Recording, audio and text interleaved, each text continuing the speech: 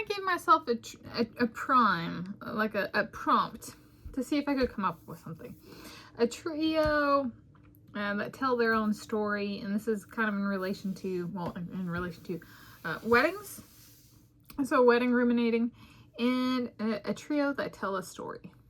And it's kind of meant to be elements of a wedding, because there are things that happen, there are items in a wedding, but there's also elements in a wedding, like different elements of the wedding that may or may not be a physical item.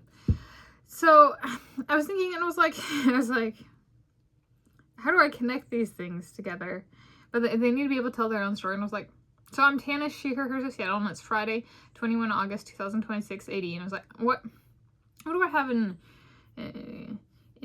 trying to make this a coherent video? What do I have in my own experience? And like, I'm out there and I'm walk running this morning, and you know, the chicories are being vocal and throwing pine cones, and there's an adult deer, and I'm thinking about it, and I was like, I could pull from my own experience and talk about my Elvis Presley and my wedding in July 2007, which I'm piecing the sleepwalking part together. You know, was my Papa Craig there? And then, you know, I'm also thinking about it, and I'm like, oh, I'm walk running.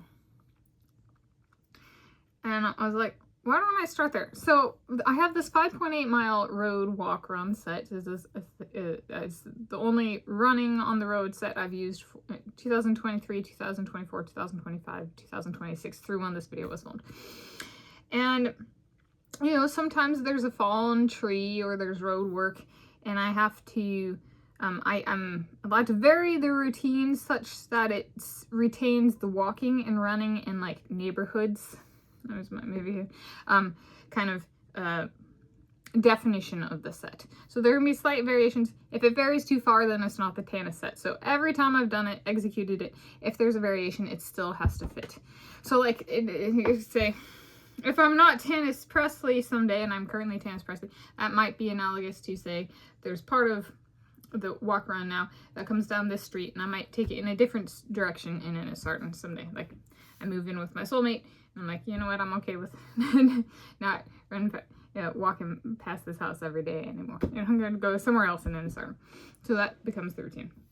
And so I was like, we could do that with like a, you know, it's something, what am I trying to say here? There are 3 elements of a wedding, and coming up, so there's a lot of conceptualization of what I'm choosing to share.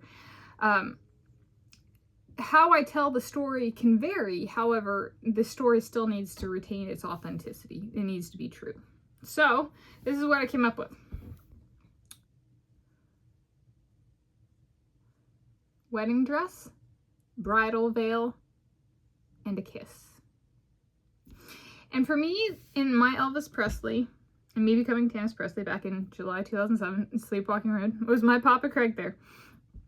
Those things go together. So I was kind of against the white dress, and I was approximately 14 years of age, and now approximately 33 years of age. And when I got married for that one, and I was like, you know, I'm not necessarily a fan of form-fitting things, skin-tight things, and white dresses, and so then how did he get a yes? My Elvis Presley.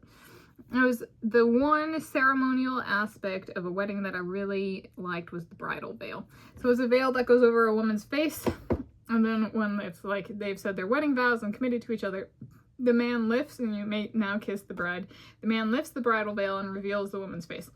And I'd, you know, seen it depicted and seen it, that kind of thing, and I was like, I like it because it's like, it was like my number one element I must have in a Tanis wedding is a bridal veil in some form, because it's about me being presented to the man, but for me, my heart, me wanting to see my man's face for the first time. Like, we are now husband and wife.